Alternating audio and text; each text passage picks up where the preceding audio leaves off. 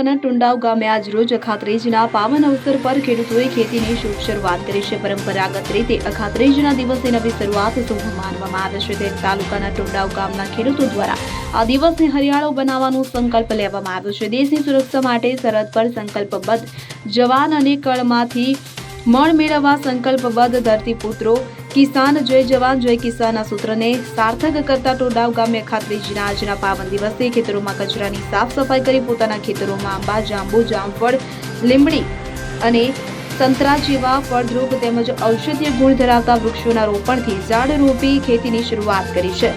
માત્ર એટલું જ નહીં, ગામના અન્ય ખેડૂતો પણ પ્રેરણા લઈ પોતાના બાગ બગીચાઓમાં વૃક્ષારોપણ કરી રહ્યા છે। ખેતર છેવાડે વૃક્ષારોપણથી માત્ર આવકમાં વધારો જ નહીં પરંતુ ગ્લોબલ વોર્મિંગ અને હવા પ્રદૂષણ જેવી ગંભીર સમસ્યાઓ સામે પણ લડત આપી શકાય છે।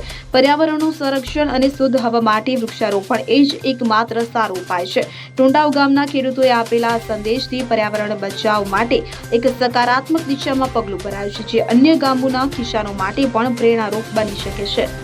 જય જવાન જય કિસાન। ખેડૂત મિત્રો, આજે અખાત્રીજનો શુભ દિવસ હોય, ખેડૂતોનો મોટો પર્વ ગણો કે ખેડૂતોનો શુભ દિવસ ગણો। આજથી ખેડૂતો પોતાની ખેતી માટે જોતરાઈ જાય છે અને આગળના ચોમાસાની સારું એવું ઉપજ મળે એ માટે ખૂબ મહેનત કરી રહ્યા હોય છે।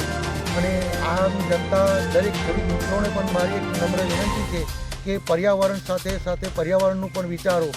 દરેક ખેડૂત મિત્રોને મારું જણાવવાનું કે કમસે કમ પોતાના મા બાપથી, પોતાનાથી, પોતાની પત્નીની અને પોતાની એક દીકરીના નામ પર 5 ઝાડ ઉછેરી પર્યાવરણને શુદ્ધ હવા માટે, ગરમીથી બચવા માટે, ગ્લોબલ વોર્મિંગથી બચવા માટે એક શુભ સંદેશ પહોંચે તે આશયથી અમે આજના રોજ આ પ્રસંગ બનાવી રહ્યા છીએ।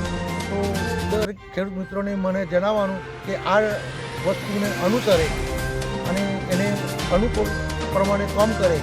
દરેક ખેડૂત મિત્રો પોતાની ખેતીમાં જોતરાઈ જાય છે તો એની સાથે પર્યાવરણનું પણ ધ્યાન આપે। જય જવાન જય કિસાન। આપનું નામ? જય હિન્દ જય ભારત। હું રાઠોડ ભારતસિંહ પ્રતાપસિંહ, મુકામ પોસ્ટ ટુંડાવ, તાલુકો સાવલી, જિલ્લો।